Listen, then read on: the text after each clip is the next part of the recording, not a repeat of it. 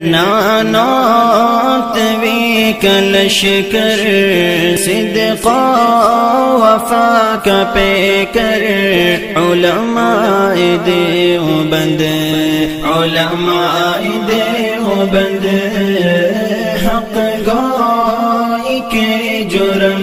بھائی لیاقت کا انٹرویو چھپا ہے نسیم ہدایت کے جوکے میں، جنہیں اللہ تعالیٰ نے شیو چوک پر ہدایت دی تھی. خود مورتی شیو کی مورتی نے انہیں دعوت دی تھی. اللہ نے ان کو جو ہے کہ جوکے میں بھی کہ وہ میرے پاس تشریف لائے، اور دیوبند کے علماء تشریف لائے ہوئے تھے، حضرت مفتی ظفیر الدین صاحب رحمۃ اللہ علیہ کسی حفلت کے پروگرام میں. تو وہ کہنے ہمارے بھائی ہیں، ان کو کلمہ پڑھا دیے. تو میں نے انہیں کلمہ پڑھایا. میں نے کہا آپ نے بھی کلمہ پڑھا؟ مجھے پہچانا نہیں، میرا نام لیاقت ہے، میں تو 2 بھائیوں کو اور لے کے آیا، تیسرے بھائی ہیں. کہ اچھا کیسے ایمان میں نے ان لوگوں کی وجہ سے علماء کو پتہ لگے کیسے ہدایت ہوئی. تو انہوں نے بتایا کہ گنے کا بھاؤ ذرا اچھا تھا، تو ہم نے سوچا گھر نیا بنایا جائے. سارے بھائیوں نے مشورہ کر کے گھر بنایا. نیا گھر مالک نے دیا تو سوچا ایک مندر بھی ہونا چاہیے اس میں چھوٹا سا شیو جی کے نام کا. چنانچہ کہا ٹھیک ہے بنا لیا. جب ٹائل وائل لگا دیے کہ ایک مندر مورتی لے کے آؤ مظفر نگر سے اچھی سی، تو 5000 روپے لے کر گیا. تو سونے کا پانی پھرا ہوا 4500 روپے کی مورتی مجھے دے دی ایک اخبار میں لپیٹ کر.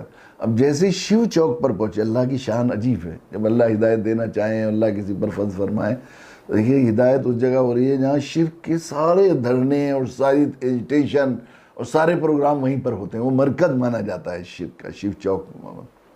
کہ وہاں پہنچا تو میرے دل میں یہ خیال آیا کہ اگر یہ میرے ہاتھ میں سے چھٹ گیا تو کیا یہ تو ٹوٹ جائے گا. جو ٹوٹ جائے گا وہ بجھا کے لایا خود میرے کیا کام آ سکتا ہے. یہ سننا تھا کہ میرے ہاتھ میں سے جیسے کسی نے چھین کے پھینک دیا، اور مسالے کی مورتی تھی، بجائے کئی ٹکڑے ہونے کے وہ ریزے ریزے ہو گئے جیسے شیشہ چور چور ہو جاتا ہے. تو بس میں سامنے ایک مسجد ہے، اوپر دکانوں نیچے دکانیں، اوپر مسجد ہے ایک چھوٹی سی. تو وہ وہاں چلا گیا میں، میری سمجھ میں آ گیا. اور کیا جو ہے وہ مسلمانوں کا دھرم سچا، نہ ان کا خدا ٹوٹے نہ پھوٹے، جو خود ٹوٹ گیا وہ میرے پوجا کے لائق. تو وہاں وہ کالے کپڑے پہن کے صوفی یاسین صاحب رہا کرتے تھے، ان سے جا کر کہا میاں جی مجھے مسلمان کر لے.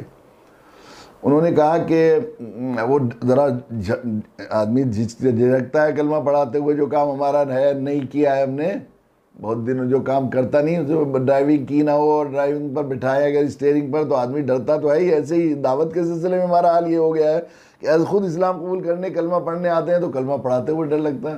ان کا تو ڈرے نہیں، میری سمجھ میں آ گیا مسلمانوں کا دھرم سچا، نہ ان کا خدا ٹوٹے نہ پھوٹے. تو خیر وہ انہوں نے کسی طرح جب انہوں نے دھمکایا تو پڑھا دیا انہوں نے کلمہ. میرا نام بھی رکھ دے. تو وہ کوئی لیاقت ان کا کوئی ساتھی بیٹھا ہوا تھا، اسی کے نام پر انہوں نے محمد لیاقت نام رکھ دیا. گھر پہنچے تو بیوی سے کہا، بیوی نے پوچھا کیا ہوا مورتی تو لے کر نہیں آئے؟ تو انہوں نے پورا واقعہ بتایا. بیوی نے کہا آپ نے بڑا اچھا کیا ہے، اور میں تو یہاں حاجی جی کے یہاں جاتی تھی، گاؤں کے حاجی جی تھے، وہ جنسٹ کی طرف کے قریب کے رہنے والے تھے، وہ حاجی جی تھے. تو میں ان کے یہاں جاتی تھی تو وہ جو ہے میں دیکھتی تھی یہ کتنے مزے میں ہیں، مسلمان ایک ہی خدا کی پوجا کرتے ہیں، اور ہم تو شیو جی کی پوجا کریں تو ڈر لگتا ہے کہ ہنومان جی ناراض ہو جائیں گے، اور ہنومان جی کی پوجا کرتے ہیں تو ہمیں ڈر لگتا ہے کہ کالی جی ناراض نہ ہو جائیں. صحیح کیا آپ نے. میں نے تو روزے بھی رکھے ہیں 6 یا کتنے بتائے، اتنے روزے رکھے ہیں، آپ کے ڈر کی وجہ سے بتایا نہیں تھا. مجھے بھی کلمہ پڑھاؤ.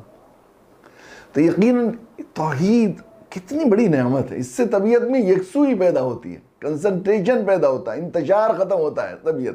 اس لیے اللہ تعالیٰ نے پورے دین کے اس نظام میں یکسوئی، کسی جگہ دین ہے اسلام ایسی نعمت ہے کہ انسان کی فطرت اس کا مزاج بنایا ہے کہ وہ یکسوئی، صرف اللہ کی ذات پر اعتماد، اللہ سے خوف، اللہ سے امید، اللہ کی ذات پر بھروسہ، اللہ کی ذات کے آگے جھکنا، اللہ سے مانگنا، اللہ کے علاوہ غیر اللہ سے سوال نہیں کرنا، کسی کے آگے ہاتھ نہیں پھیلانا، کسی کے آگے سر نہیں جھکانا.